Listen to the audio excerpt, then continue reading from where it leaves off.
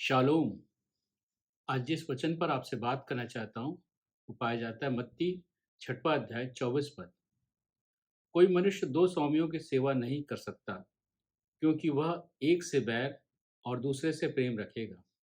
वह एक से मिला रहेगा और दूसरे को तुच्छ जानेगा। तुम परमेश्वर और धन दोनों की सेवा नहीं कर सकते। यहाँ यीशु मसीह इस बात को बताने की कोशिश कर रहे हैं कि हम लोगों ने, हम विश्वासियों ने परमेश्वर के साथ-साथ धन को इतना महत्व दिया है कि हम परमेश्वर के तुलना में धन को लाके हमने परमेश्वर की तुलना में धन को लाके खड़ा कर दिया।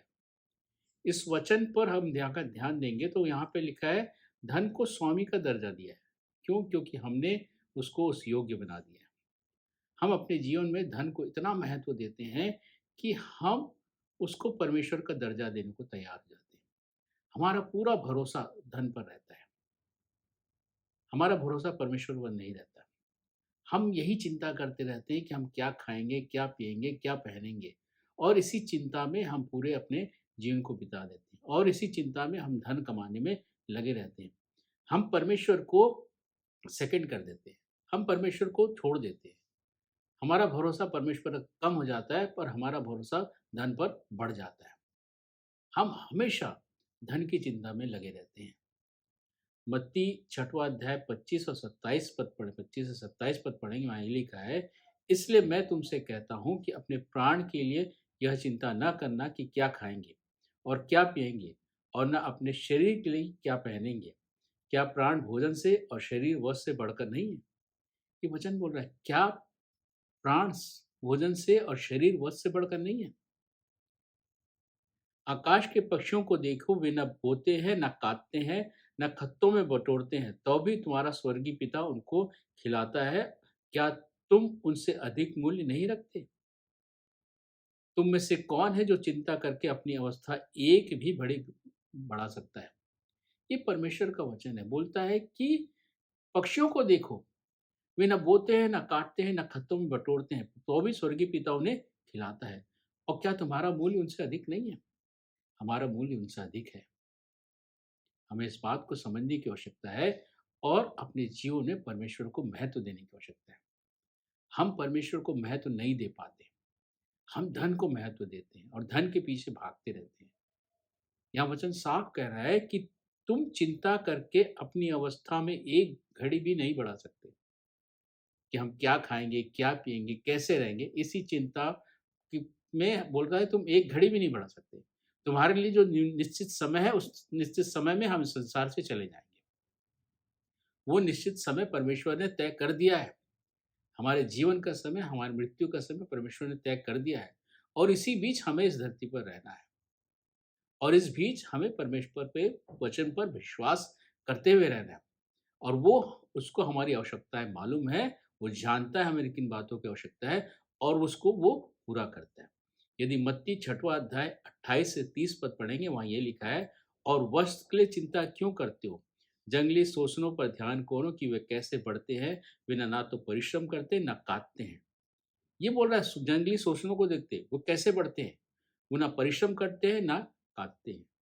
ये परमेश्वर का वचन है, वो चिंता नहीं करते। और आगे लिखता है, तो भी मैं तुमसे कहता हूँ, सुलेमान भी अपने सारे वैभव में उनमें से किसी के समान वस्त्र पहने हुए न था। सुलेमान जो धनी व्यक्ति था, संसार का सबसे धनी व्यक्ति, सबसे बुद्धिमान व्यक्ति था, वो उसकी तुलना उस शोषण से कर रही वचन। बोलता है, शोषण जो है वो उससे अच्छे वस्त्र पहना हुआ है, जो सुलेमान से अच्छा वस्त्र उनको परमेश्वर ने पहनाया है। तो क्या वो तुम्हारी चिंता नहीं करेगा? तो क्या मेरी चिंता नहीं करेगा कि मुझे कपड़ों की आवश्यकता है, मुझे पहनने की आवश्यकता है? आगे लिखा है, इसलिए जब परमेश्वर मैदान के घासों को जो आज है और कल भाड़ में झोंक दी जाएँगे, ऐसा वस्त्र पहनाता है, तो वह हे अल्पविश्वासियों, तुमको क्यों ना पहनाएगा?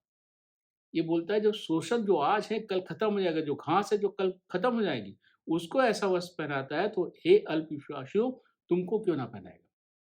ये परमेश्वर का वचन है। हम विश्वास नहीं कर पाते, हम परमेश्वर को अपने जीवन में महत्व नहीं दे पाते। हमारी परेशानी वहीं से शुरू होती है। हम धन को महत्व देते हैं और हमारा पूरा ध्यान धन कमाने में लगा रहता है। लेकिन परमेश्वर को हमारी आवश्यकताएँ मालूम है, परमेश्वर जानता है, हमें उसके वचन पर, उसकी प्रतिज्ञाओं पर हमें विश्वास करने की आवश्यकता है। जब तक हम विश्वास नहीं कर पाएँगे, हम इधर-उधर भागते रहेंगे और हमारे जीवन में परमेश्वर का जो जिस परमेश्वर को जो प्राथमिकता देनी है, वो प्राथमिकता हम नहीं दे पाएँगे। हमारी प्राथमिकता परमेश्वर से हटकर धन पर चली जाती है। और परमेश्वर इसी बात पर यहाँ चेतावनी दे रहा है इस वचन के द्वारा से कि तुम 2 स्वामी की सेवा नहीं कर सकते। हम दोनों को इक्वल इम्पोर्टेंस अपने जीवन में नहीं दे सकते। हम एक से प्रेम करेंगे, दूसरे से बैर रखेंगे। हम एक की सेवा करेंगे, दूसरे से हम उसको तुच्छ जानेंगे और यही काम हम करते हैं। जब हम धन को महत्व देते हैं अपने जीवन में, तो हम परमेश्वर को सेकंड स्थान देते हैं। हम परमेश्वर को उतना महत्व नहीं दे पाते। इसी बात की यहाँ चेतावनी दे रहा है कि तुम 2 स्वामी की सेवा नहीं कर सकते। हमें इस बात को देखने की आवश्यकता है, इस बात को अपने जीवन में अवलोकन करने की आवश्यकता है कि हमारे जीवन में परमेश्वर का कितना महत्व है, परमेश्वर के वचन का कितना महत्व है, ताकि हम परमेश्वर को अपने जीवन में प्राथमिकता दे सकें। हम अपने जीवन में परमेश्वर को हमेशा उसको प्रथम स्थान दे सकें।